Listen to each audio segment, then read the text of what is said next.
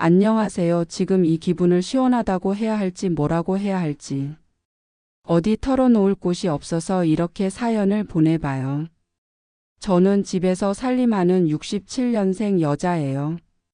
먼저 제가 아가씨 때 이야기부터 해야겠네요. 저는 시골에서 태어나고 자랐어요. 남들이 모두 우러러볼 만큼 부자는 아니었지만 나라를 위해 일하시는 군인 아버지와 은행에서 일하시던 어머니 덕에 나름 배불리 먹고 입고 다 누리며 살았어요. 당시 은행원은 모든 여자애들의 선망의 직업이었고 안정적이며 배우자를 잘 만나기에 좋은 직업이었거든요. 저는 어머니 같은 은행원이 되기 위해 열심히 공부했고 좋은 성적을 유지했어요. 그리고 고등학교 졸업을 하기 전에 우리나라에서 제일 가는 큰 은행에서 저희 학교의 우수한 성적의 학생 몇 명을 신입사원으로 선발했고 그중 한 명이 제가 되었어요. 뛸 듯이 기뻐서 당장 어머니께 이 소식을 전하러 집으로 달려갔는데 현관에 아버지 발보다 더 큰 군화가 놓여져 있었어요. 조심스레 문을 열어보니 굳게 얼어버린 아버지와 덩치가 아주 커다란 무서운 얼굴의 아저씨, 그리고 한숨을 내쉬며 고개를 숙인 어머니가 모여 계셨어요. 영문을 알 턱이 없던 저는 어머니 옆에 찰싹 붙어 앉았고 학교에서 큰 은행에서 주고 간 서류 봉투를 가방에서 꺼내기도 전에 무서운 얼굴의 아저씨가 말을 하셨어요. 내가 윤정이냐? 제가 짧게 네 하자 아저씨는 고개를 끄덕였고 잠깐 동안 저를 쳐다보더니 아버지와 함께 자리를 떠났어요. 현관에서 두 사람의 발소리가 멀어지자 어머니는 대뜸 제 손을 덥석 잡으셨어요. 안 돼, 윤정아. 무조건 안 된다고 해. 뭘 안 된다고 해요, 엄마? 어머니는 무슨 말을 하려다 말고를 반복하기도 하고 무언가 생각하는 듯 눈을 좌우로 굴리기도 하고 아래 입술을 잘근잘근 씹기도 했어요. 그러다 보니 다시 현관 쪽에서 소리가 들렸고 아버지와 아저씨가 아까보다 편안해진 얼굴로 들어왔어요. 담배 냄새를 풍긴 아저씨는 그럼 보자라는 말과 함께 엄마에게 꾸벅 인사를 하고는 군모를 챙겨서 자리를 떠났고 아버지는 재킷 하나를 꺼내어 입으면서 허둥지둥 아저씨를 따라갔어요. 그날 밤 어머니는 밤늦게 들어온 아버지와 심하게 싸우셨어요. 싸우는 소리를 듣고 싶지 않았지만 제 방까지 소리가 명확하게 들리는 바람에 두 분의 대화를 엿들을 수밖에 없었어요. 내용을 들어보니 대충 이런 것 같았어요. 낮에 집에 온 아저씨는 아버지의 상사라고 했어요. 그런데 그 아저씨네 형님의 아들, 그러니까 조카가 하나 있는데 저랑 동갑인 남자아이라고 했어요. 아저씨의 형님이 갑자기 몸이 안 좋아지셨나 봐요. 돌아가시기 전에 아들 결혼하는 모습을 보고 싶으셨대요. 평소 외롭던 아저씨는 주위에 시집갈 만한 여자가 있는 집을 수소문해서 찾아다녔고 그 끝에 저를 보셨다고 해요. 아저씨는 성적도 좋고 인품도 바른 저를 마음에 들어 하셨고 저희 아버지께 빨리 나를 데려가자고 하셨답니다. 어머니는 정략 결혼이 어느 시절 얘기냐며 애지중지 키운 저를 그렇게 보낼 순 없다고 하셨고 처음엔 곤란해하며 어머니를 설득하던 아버지의 목소리도 점점 커졌어요. 내가 나 좋자고 이래? 우리 모두 잘 되자고 이러는 건데 왜 이해를 못해? 당신이 못 들었어? 그 편찮으신 형님이 서울에서 아주 큰 방앗간을 운영하시는데 우리 윤정이한테 아주 좋은 기회라고. 그 집이 어떤 집인지 알고 보냈자는 건데 20년을 키운 애를 이제 겨우 고등학교 졸업한 애를 어딜 보내겠다는 거야? 지금 이러자고 부모한테 손 한 번 안 벌리고 공부 열심히 한 애한테 결혼이 얼마나 좋은 기회라고. 당신이 진짜로 생각도 없어? 너무 당황스러웠어요. 상상도 해본 적 없는 상황이었고 이런 기회를 기다린 적은 더욱이 없었어요. 부모님은 제 앞에선 말을 아끼셨지만 밤마다 싸우는 소리를 숨기지 못하셨어요. 그렇게 팽팽한 두 분 사이에서 진전 없는 상황은 악화되기만 했고 이젠 제가 나서서 상황을 정리해야 할 때가 왔다는 것을 알아차렸어요. 저는 두 분이 항상 싸우시던 그 시간에 두 분을 불러 모셨어요. 저 갈게요. 그 집에 가서 결혼할게요. 당황스러운 표정을 보이신 건 어머니뿐만 아니라 아버지도 마찬가지셨어요. 제가 먼저 나서서 이런 말 할 줄 모르셨나 봐요. 저는 말 한마디 남긴 채 방으로 들어갔고 제가 일하게 되었을지도 모를 은행에서 주고 간 서류에 얼굴을 파묻고 밤새 울었어요. 그러면서 안방에서는 어머니 울음소리가 들렸고 마당에 선 아버지 한숨소리가 들렸어요. 많은 날이 지나지 않아서 결혼식 날이 잡혔어요. 식장 예약부터 드레스, 청첩장까지 일사천리로 이루어졌고 저는 말 그대로 오가며 신랑감의 얼굴을 두어 번 보고 혼인을 해야 했어요. 결혼식을 마치는 동시에 신랑의 집으로 들어가서 살게 되었어요. 첫날부터 한 방에서 살게 되었는데 지금 생각해보면 그때부터 남편은 참 괜찮은 사람이었구나 생각이 들어요. 남자와 단둘이 한 방에 있다는 게 무서워서 벌벌 떨면서 말 한마디 못하고 있는데 남편이 베개랑 이불 하나를 질질 끌고 구석으로 가더니 먼저 잡니다 하고 꼼짝을 안 했어요. 식 전부터 느꼈지만 남편도 이 결혼이 썩 내키지 않는 듯 저를 보는 둥 마는 둥 하고 말도 잘 안 했어요. 오히려 다행이라고 생각한 저는 덕분에 마음이 조금은 편해졌어요. 다음 날부터 곧장 저는 방앗간 일을 배우게 되었어요. 평생 의자에 앉아서 공부만 해오던 저는 그 일이 너무 어색하고 어려웠어요. 그럴 때마다 시어머니는 구박 한 번 안 하시고 괜찮다고 고생이 많다며 다독여 주셨어요. 시어머니는 제가 임신을 했을 때에도 굉장히 다정한 분이셨어요. 며느리 고생하지 말라면서 방앗간 근처에도 오지 못하게 하셨고 매일같이 진수성찬을 내어주셨어요. 하지만 쉽게 원래대로 아무것도 안 할 순 없는 노릇이었고 마음이 불편했던 저는 몸이 괜찮을 때마다 방앗간에 나와서 거들었고 결국 사고가 나고 말았어요. 임신 7개월쯤 방앗간에 나와서 이를 거들며 반죽을 나르는데 이미 몸이 둔해질 때라서 무거운 반죽을 들고 뒤뚱거리며 걷다가 결국 넘어지고 말았고 떡을 찍는 기계에 손이 들어가서 팔꿈치 아래를 심하게 다쳤어요. 바로 구급차를 타고 병원에 갔는데 상태를 파악한 의사가 이런 말을 했어요. 가능성은 낮지만 수술을 해볼 수 있습니다.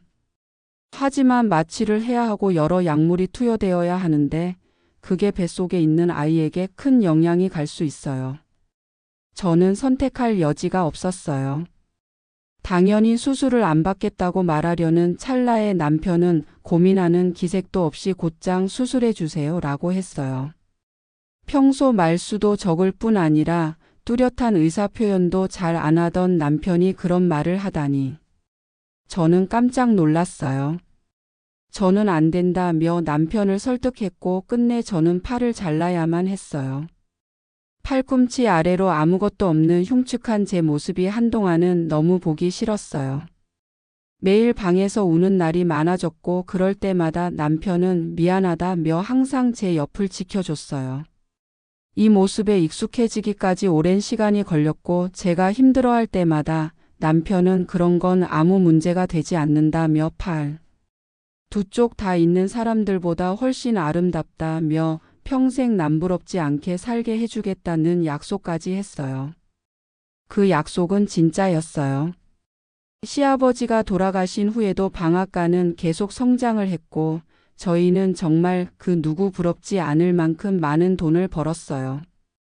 하나뿐인 아들의 교육에도 아끼지 않았어요. 몸에 좋다는 음식, 유명한 강사의 강의, 좋은 학원, 보약 등 남들이 하는 거 못하는 거 다 해주며 키웠고 그 결과 아들은 우리나라에서 제일 가는 대학교 졸업 후 당당하게 의사가 되었어요. 남편은 무뚝뚝한 성격에 대놓고 칭찬을 못해줘서 방앗간 입구에 현수막을 1년 내내 걸어두는 애정을 보여줬어요. 아들은 개인 병원을 차려준다는 제안에도 불구하고 아직 부족하다며 스스로 해서 대학병원에 들어갔어요. 집에 거의 얼굴도 내비치지 못할 만큼 일하던 아들이 어느 날 멀끔한 모습으로 아가씨 한 명을 데리고 왔어요. 발목까지 오는 긴 원피스를 입고 화장을 곱게 하고 수줍은 듯 아들의 팔을 꼭 껴안고 이쪽으로 걸어오는데 그 아가씨가 아들의 여자친구라는 것은 말을 안 해도 알 수 있었어요. 사실 아들 가진 부모라면 누구나 그렇듯이 그 아가씨가 온전히 마음에 들지 않았어요. 아니, 그 아가씨가 아닌 다른 그 어떤 아가씨를 데려와도 이건 변하지 않는 사실이에요. 남편과 아들 그리고 아들의 여자친구는 마루에 모여 앉았어요. 저는 과일을 내어 가려고 한 손으로 사과와 배를 꺼내어 칼과 함께 쟁반에 담아서 세 사람에게 갔어요. 손이 불편한 저 대신 평소 남편이 과일을 깎아주는데 익숙했던 터라 그렇게 행동한 것이었어요. 남편이 과일을 깎으려고 하자 아들의 여자친구는 화들짝 놀라며 과일을 받아들고 야무지게 칼질을 하기 시작했어요. 남자친구 집에 인사하러 와서 선뜻 과일을 깎는 게 쉽지 않을 거란 생각에 그 모습이 조금 예뻐 보였어요. 아들은 뭐가 그리 좋은지 싱글벙글 해벌쭉거리며 웃고 있더니 여자친구가 과일을 다 깎자 기다렸다는 듯이 입을 열었어요. 저희 결혼할 겁니다. 허락해 주세요, 아버지 어머니. 진중하고 까다롭고 꼼꼼한 아들의 입에서 그런 중요한 말이 너무나도 쉽게 나와서 저는 아무 말도 할 수 없었어요. 기껏해야 여자친구를 소개해주는 자리겠거니 했는데 아직 나이도 많이 차지 않았음에도 결혼을 서두르다니. 뭔가 불안한 느낌이 들었어요. 어쩐지 아까부터 묘하게 자신의 배를 여러 번 쓰다듬는 아들 여자친구의 행동과 제 느낌이 겹치는 순간이었어요. 너 설마. 일부러 말을 흐리며 입을 떼었는데 아들은 핑크빛 웃음을 지으며 맞아요. 여자친구가 임신을 했어요 라고 했어요. 세상이 무너지는 줄 알았어요. 내 아들이 아빠가 되었다니. 누구 하나 잘못한 사람은 없다는 걸 알면서도 괜히 아들의 여자친구가 원망스럽고 미웠어요. 저는 그날로 화병이 난 건지 열이 팔팔 올라서 누워버렸어요. 아들은 병원 일로 돌아갔고 남편이 제 곁을 지켜줬어요. 그렇게 아들이 돌아가고 이틀이 지난 뒤 아들에게 문자 한 통이 왔어요. 지금쯤 도착했을 텐데 잘 갔는지 모르겠네요. 제가 가지 말라고 말려도 어머님을 간병해 드려야 한다며 고집을 부리네요. 그래도 이제 며느리 될 사람인데 잘 대해주세요. 어머니 참 착한 사람이에요. 무슨 뜻인지 영 알 수 없는 문자를 읽고 있자니 집에서 살림을 도와주신 아주머니가 저를 밖으로 불렀어요. 지끈거리는 머리를 붙잡고 아주머니를 따라 대문으로 가자 아들의 여자친구가 서 있었어요. 한쪽 손으로는 수라 캐리어를 질질 끌고 다른 한 손으로는 부른 배를 잡고 힘겹게 서서 저에게 왔어요. 그러고는 며느리를 허락받을 때까지 여기서 지낼 거라며 저를 간병할 테니까 말리지 말라고 당차게 얘기하는데 정말 어이없게도 그 모습이 귀여워 보이긴 했어요. 그리고 아주 잠깐 아들이 이래서 좋아하나 라는 생각까지 했어요. 주변에서 상황을 지켜보던 직원들도 아들의 여자친구가 귀여워하는지 키득키득 웃었어요. 저는 아주머니에게 빈방을 안내해 주라고 했고 아들의 여자친구는 돌아서는데 뒤통수에 대고 계속 감사하다고 했어요. 다시금 아까 아들이 보낸 문자를 꺼내봤어요. 어쩌면 아들 말처럼 착한 사람이 맞을지도 모르겠다는 생각이 들었어요. 저는 아들의 여자친구와 점심 한 끼를 같이 하며 이것저것 물어봤어요. 두 사람이 어떻게 만났는지부터 시작해서 부모님이 직업까지 이것저것. 캐묻는 게 다소 불편할 수 있을 법도 한데 실은 기색 하나 없이 끝까지 웃으며 사근사근 대답을 했어요. 아들의 여자친구는 아들이 있는 대학병원의 영양사라고 했어요. 임신을 알아차림과 동시에 지금은 일을 그만둔 상태라고도 덧붙였어요. 두 사람이 만난 지는 1년이 조금 안 되었고 뱃속의 아기는 이제 2달이 되었다고 했어요. 다시 두통이 몰려왔어요. 아버지와 어머니는 동네에서 작은 정육점을 운영하신다고 했어요. 이미 두 분께는 아들이 찾아가서 상황을 설명하고 결혼을 허락받았다고 다 했어요. 두 사람의 지금 상황과 자신이 자라온 배경에 대해 이런저런 얘기를 더 늘어놓는데 한편으로는 짠한 마음이 좀 들었어요. 같은 여자로서 임신이 얼마나 힘든 것인지 아는 와중에 시댁에서 이렇다 할 대답 없이 시간만 질질 끌고 있으니까 속 타는 것은 저 아이도 마찬가지겠구나 싶었어요. 하지만 애지중지 키운 아들을 보내야 할 며느리가 어떤 사람인지는 알아야겠다 싶어서 우선 며칠 더 지켜보기로 했어요. 그러던 중 제 마음을 굳히게 된 결정적인 계기가 생겼어요. 저희 집은 흔히 말하는 종갓집 스타일의 집으로 커다란 마당에 방앗간이며 그 옆 휴게실이며 사무실이며 그리고 저희 집까지 다 모여 있는 구조예요. 그래서 직원들끼리 사이가 많이 돈독한 편이고 다들 모여서 식사하는 일이 많은데 그날은 1년 행사 중 가장 크다고 해도 과언이 아닌 김장을 한 날이었어요. 온 여자들이 고무장갑을 끼고 모였고 남자들은 1000포기가 넘는 배추를 나르고 있었어요. 저는 아직 결혼 승낙도 하지 않은 임신한 며느리가 김장을 거두는 것은 아닌 것 같아서 들어가 있으라고 여러 번 얘기했지만 아주머니들 응원이라도 해드린다며 굳이 밖에 나오더라고요. 그때가 이 집에 들어온 지 일주일이 채 안 되었을 때인데 이미 일하시는 아주머니들과는 친해졌는지 살갑게 대하는 모습을 보니 마음에 좀 들었어요. 그렇게 한참을 일을 하다 보니 어느새 해가 지고 있었고 슬슬 마무리가 되어 갔어요. 저는 솥에 팔팔 끓인 돼지고기를 꺼내어 준비를 했고 고기를 도와줄 사람 있나? 하고 두리번거리고 있자니 며느리가 총총거리며 와서는 칼을 받아들고 고기를 써는 거예요. 옆에서 그 모습을 보고 있는데 갑자기 며느리가 눈물을 뚝뚝 흘리는 거예요. 저는 깜짝 놀라서 왜 그러냐며 허둥거리고 있는데 며느리는 그럴수록 더 울면서 거의 대성통곡을 했어요.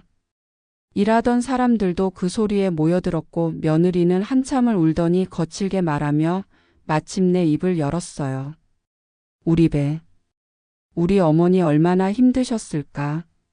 얼마나 불편하셨을까 생각하니까 죄송해요. 갑자기 울어서. 어머니 한쪽 팔로 그동안 얼마나 힘드셨을까 생각하니까 막 눈물이. 며느리는 말도 다 마치지 못하고 또다시 엉엉 울었어요. 그리고 그날 사람들은 저런 며느리를 얻는 건 천냥감이라며 복 받았다고 모두 저를 부러워했어요. 사실 며느리가 눈물을 보이며 그런 말을 했을 때 저를 위로해 주는 것 같아서 같이 눈물을 흘릴 뻔한 걸 꾹 참았어요. 저는 그날 며느리를 우리 집 며느리로 받아들여야겠다고 결심했어요. 어떤 폭풍이 찾아올지 모른 채 말이에요. 이후 며느리의 배가 더 부르기 전에 결혼식을 빨리 치러야 할 것 같아서 급히 날을 잡았어요. 아직 어린 딸이 임신을 먼저 해서 시집을 보내는 부모의 마음은 얼마나 착잡할까 싶어서 최고로 좋은 식당에서 가장 비싼 코스 요리를 주문하고 약속 시간보다 일찍 도착해 있었어요. 약속 시간보다 조금 지나고 나서 사돈과 며느리가 들어오는데 조금 당혹스러웠어요. 사돈은 그나마 정장 차림을 하고 왔는데 사모님은 방금 일하다가 온 사람처럼 펑퍼짐한 바지에 티셔츠, 겉에는 발목까지 오는 두툼한 패딩을 두르고 왔어요. 조금 놀랐지만 옷차림이 뭐 문제가 있겠나 싶어서 대화를 시작했어요. 식장은 어디로 할지, 날짜는 언제가 좋을지 얘기를 하다가 결혼 후 어디에서 살지 이야기가 나왔어요. 혹시 어디에 집이 있으신가요? 하고 묻는 사돈의 질문에 아들을 쳐다봤어요. 투자 목적으로 서너 군데 아파트나 빌라는 사두긴 했는데 아들이 그런 이야기를 했을 줄은 꿈에도 몰랐거든요. 아들은 멋쩍은 표정으로 다이가 물어보길래 하더라고요. 저는 그런 것까지 말할 이유는 없다고 판단해서 아이들이 원하는 곳에서 살게 하지 않겠냐고 했어요. 그러니까 사돈이 그럼 자기네 단지에 40평짜리 아파트 하나 나왔는데 거기를 사달라며 당당하게 말했어요. 아이들이 모아둔 자금이 부족하다면 보태줄 생각이었지만 저렇게 당당하게 집 한 채를 떡 내놓으라듯이 요구하는 사돈을 보니 어이가 없었어요. 제가 인상을 찌푸리며 한마디 하려고 하자 아들이 자기가 모아둔 돈이 조금 있으니까 거기에 대출을 받아서 하면 될 것 같다고 했어요. 그러자 사돈이 갑자기 언성을 높이면서 대출을 받는다니 무슨 소리냐며 우리 딸을 빚쟁이로 만들 생각이냐며 애기까지 있는데 너무하다는 어처구니 없는 말을 늘어놓았어요. 가만히 상황을 지켜보던 남편이 드디어 입을 열었어요. 그럼 집은 저희가 마련하겠습니다. 손자 할아비 노릇 먼저 한다고 생각하죠. 그럼 사돈 댁에서 혼수 좀 해주십시오. 40평짜리 아파트에 가구며 가전제품이며 생필품까지 다 준비하려면 적지 않을 텐데 얼마나 하실 생각이십니까? 남편은 아까 사돈을 똑바로 쳐다보며 말했어요. 아무래도 사돈은 대화가 안 통하는 사람이라는 걸 남편도 알아챈 모양이었어요. 사돈은 잠시 당황하더니 슬쩍 사모님의 눈치를 보며 손가락 2개를 펼쳐 보였어요. 그러자 사모님은 사돈의 손을 내리치면서 걱정하지 마세요. 저희가 다 알아서 할 테니까 하더라고요. 그 후로 아까보다 불편한 분위기에서 대화 몇 마디를 주고받고는 자리를 마무리했어요. 남편과 아들과 차에 올라탔는데 안에 스카프를 놓고 온 게 생각났어요. 식당으로 올라가니 아직 자리를 떠나지 않은 사돈 댁이 로비에 있었어요. 인사라도 한마디 더 하려고 아는 체를 하려는데 저를 발견하지 못한 사돈과 며느리의 대화를 엿듣게 되고 말았어요. 너 은근히 옷에다 그 팔이 보고 밥이 넘어가냐? 그 팔이라면 제 잘린 팔을 말하는 것을 모를 리가 없었어요. 사돈의 말에 며느리는 뭐라 했어요. 사돈은 아무튼 돈 많은 시댁 만나서 다행이라고 덧붙였어요. 그러자 며느리가 한숨을 쉬더니 그럼 뭐해? 어쨌든 아무것도 모르는 시어머니보다는 팔도 없는데 우리 애가 뭘 배워서 잘하겠어? 아무래도 그 꼴을 보는 거 태교에 안 좋을 것 같아. 집만 해주면 절대 오지 말라고 해야지. 말을 마친 며느리와 사돈은 깔깔대며 웃었어요. 너무 놀라서 얼굴이 달아올라. 저는 최대한 조용히 그곳을 빠져나왔어요. 집에 돌아가는 차에서 그리고 집에 돌아와서도 그 며칠 동안 계속 며느리 말이 떠올랐어요. 처음엔 화가 나다가도 내 팔 때문에 아들이 미움 사는 건 아닌가 걱정도 되었다가 며느리와 사돈이 밉다가를 반복했어요. 남편이나 아들에게 말했다가 괜히 싸우기라도 할까봐 걱정이 되어서 이 일은 나 혼자만 알고 있자고 결심했어요. 사돈 댁은 임신한 며느리를 위해 빨리 집을 구해달라고 요구했고 저희는 기존에 가지고 있던 다른 아파트 하나를 팔면서 그 집을 사줬어요.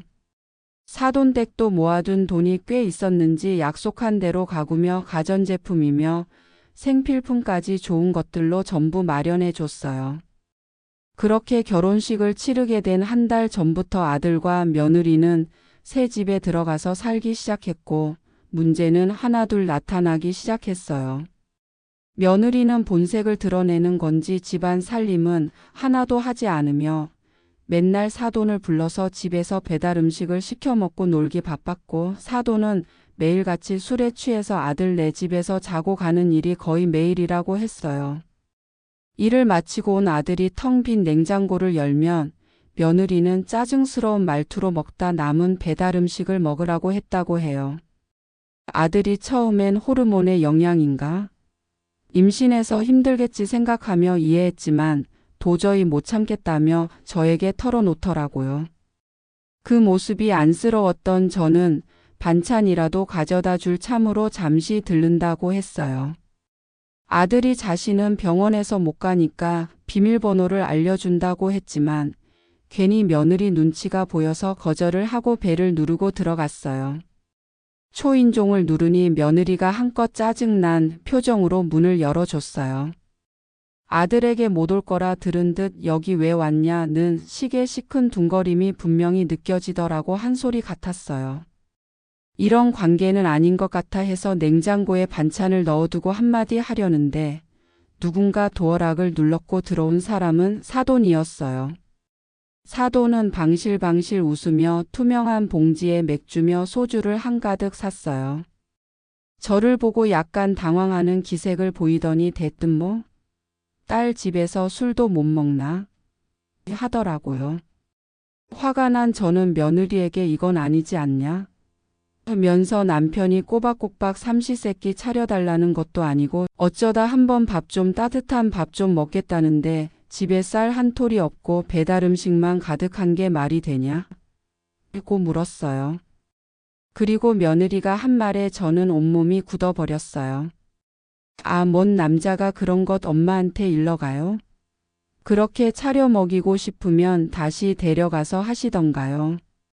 몸도 불편해서 누구 걱정거리도 아니면서. 말을 마치고 나서도 한마디 하지 못한 채 멍하니 서 있는 저를 투명인간 취급하고 두 사람은 깔깔거리며 식탁에 마주 앉아서 배달시킨 음식을 먹기 시작했어요. 너무 놀라고 서러워서 당장 그 집을 나오고 싶었어요. 신발을 대충 구겨 신으려는데 며느리가 쩝쩝거리면서 말했어요. 설마 그 사람한테 말할 건 아니죠? 아들이 싫어하게 만들고 싶으면 그렇게 하세요. 그리고 집에 어떻게 왔는지 모르겠어요.